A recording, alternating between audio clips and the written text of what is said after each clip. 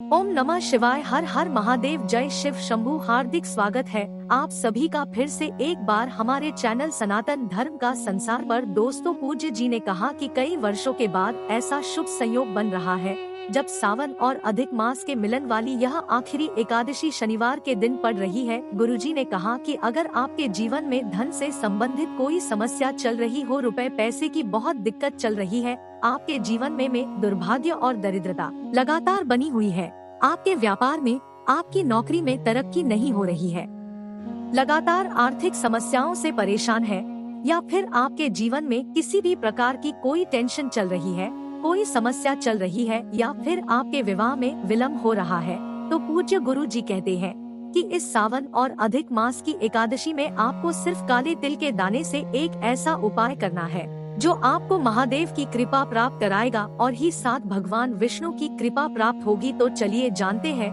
उस उपाय के बारे में। लेकिन उससे पहले अगर आप भोलेनाथ जी को सच्चे दिल से मानते हो तो इस वीडियो को लाइक करें और चैनल को सब्सक्राइब करके कमेंट में हर हर महादेव जरूर लिखे। देखिए, आप सभी जानते होंगे कि अभी 2-4 दिनों के अंदर ही अधिक मास समाप्त हो जाएगा और फिर 3 वर्षों तक आपको यह मौका नहीं मिल पाएगा। पूज्य गुरु जी ने कहा कि कई वर्षों के बाद ऐसे शुभ संयोग बनते हैं जब आप अपने जीवन के प्रत्येक समस्या का समाधान कर सकते, और इस शनिवार को भी आप अपने जीवन में चल रहे इन सारी समस्याओं का अंत कर सकते हैं। देखिए, इस वीडियो में हम पूज्य जी द्वारा बताए गए 2 विशेष उपायों के बारे में बात करेंगे। इन दोनों में से जो भी उपाय आपकी समस्या के लिए हो, उस उपाय को आप कर सकते हैं। तो चलिए बात करते हैं गुरु जी द्वारा बताए गए पहले खास उपाय के बारे में। देखिए, इस उपाय को जानने से पहले आप लोग एक और बात जान लीजिए। अगर अभी तक आपने 5 दीपक वाला उपाय नहीं किया है, जिसके लिए पूज्य गुरु जी ने कहा था कि अगर गरीब से गरीब व्यक्ति, रिक्शा चलाने वाला व्यक्ति भी अगर इस उपाय को करता है तो वो भी जरूर से जरूर इस जन्म में करोड़पति बनता है। पूज्य गुरु जी ने स्वयं यह बात कही थी और यह बात आप YouTube में उनकी क्लिप के माध्यम से सुन सकते हैं।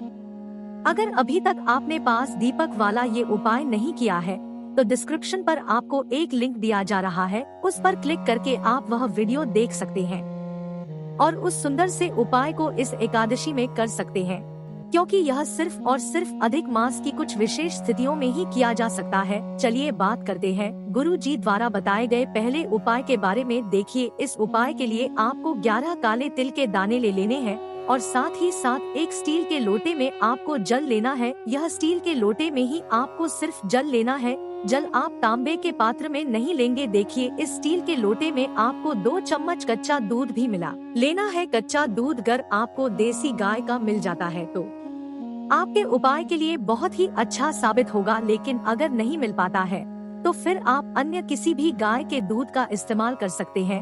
अब ये 2 सामग्री लेकर आपको पहुंच जाना है शिवालय। पूज्य गुरु जी ने कहा कि ये उपाय आप सुबह से लेकर शाम तक किसी भी समय कर सकते हैं। बस आपको ध्यान रखना है कि सूर्यास्त के पहले ही आप यह उपाय कर लें। सूर्यास्त के बाद आप यह उपाय नहीं करेंगे। अब एक लोटा जल लेकर गए हैं, उस जल में आपको एक एक करके ये काले तिल के दाने शिवलिंग के सामने ही डालने हैं। देखिए, आप शिवलिंग के सामने बैठ जाइएगा और नमो भगवते वासुदेवाय मंत्र का स्मरण करिएगा और एक काले तिल का दाना इस जल में डाल दीजिए। फिर दोबारा ओम नमो भगवते वासुदेवाय मंत्र का स्मरण करिएगा और दूसरा काले तिल का दाना इसे लोटे जल में डाल दी। ऐसे ही आप 11 बार ओम नमो भगवते वासुदेवाय मंत्र का स्मरण करिएगा और 11 काले तिल के दाने से लोटे जल में डाल दीजिए। अब उसको आपको धीरे धीरे शिवलिंग के ऊपर समर्पित करते जाना है और साथ ही साथ आपको लगातार श्री शिवाय नमस्तु मंत्र का स्मरण करते जाना है।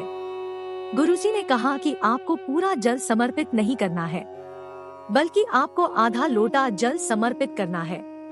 जल समर्पित करते समय आप लगातार श्री शिवाय नमस्तु मंत्र का स्मरण करेंगे ही, और साथ ही साथ आप 2-4 बार या 5 बार पिपलेश्वर महादेव का भी स्मरण कर लेंगे और फिर पीपलेश्वर महादेव से प्रार्थना कर कि आपके जीवन में धन से संबंधित या व्यापार से संबंधित या नौकरी से संबंधित या फिर विवाह से संबंधित, आपके जीवन में किसी से भी संबंधित अगर कोई समस्या चल रही है तो उसको दूर करने के लिए आप पीपलेश्वर महादेव से प्रार्थना कर लेंगे और फिर यह बचा हुआ जल लेकर आप जाएंगे किसी भी पीपल के वृक्ष के नीचे। अब यह जल आपको पीपल की जड़ में धीरे धीरे समर्पित करते जाना है और लगातार ओम नमो भगवते वासुदेवा नमः मंत्र का जाप करते जाना है। पूज्य गुरु जी ने कहा कि सावन और अधिक मास के मिलन वाली शनिवार की ये एकादशी हमारे जीवन से सारी समस्याओं का अंत कर सकती है। और अगर हम महादेव में यह जल समर्पित करने के बाद पीपल के वृक्ष में इस प्रकार से जल समर्पित करते हैं और फिर से पीपल के वृक्ष के नीचे बैठकर भगवान विष्णु से वही प्रार्थना करते हैं जो हमने शिवलिंग के सामने की थी, तो यकीन मानिए महादेव की कृपा से और भगवान विष्णु की कृपा से हमारे जीवन की उससे बड़ी समस्या में हमें आराम मिलना शुरू हो जाता है।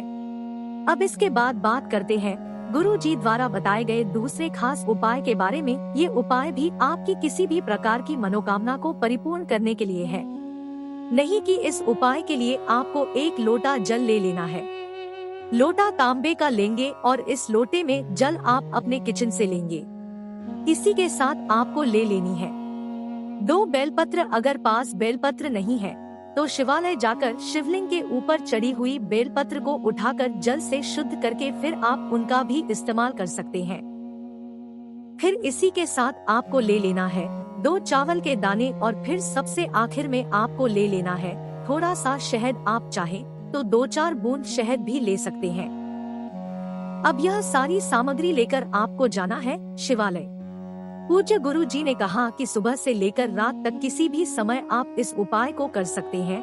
जब भी आपके पास टाइम हो तब आप शिवालय पहुंचकर ये उपाय कर लें। अब पहुंचकर सबसे पहले आप एक काम करिएगा, आप जो 2 बेलपत्र लेकर गए हैं उनमें से एक बेलपत्र आपको माता अशोक सुंदरी वाले स्थान पर समर्पित कर देनी है। ध्यान रखिएगा कि बेलपत्र की चिकनी साइड का हिस्सा माता अशोक सुंदरी वाले स्थान पर टच करेगा और बेलपत्र की जो डंडी होगी को जल आधारित की तरफ रहेगी सामने। जैसा को समझाने का प्रयास किया जा रहा है ठीक ऐसे ही आपको ये बेलपत्र माता अशोक सुंदरी वाले स्थान पर रख देना और श्री शिवाय नमस्तु भयम मंत्र का स्मरण कर लेना है। फिर इसके बाद आप जो दूसरी बेलपत्र ले गए हैं उस बेलपत्र की सबसे आगे वाली पत्ती पर यानी जो सबसे बड़ी पट्टी होती है उस पत्ती में चिकनी शायद आपको शहद लगा लेना है। शहद लगाने के बाद आपको यह बेलपत्र शिवलिंग के ऊपर समर्पित कर देनी है। बेलपत्र की डंडी आपको अपनी तरफ रखनी है और बेलपत्र की चिकनी साइड का हिस्सा शिवलिंग में टच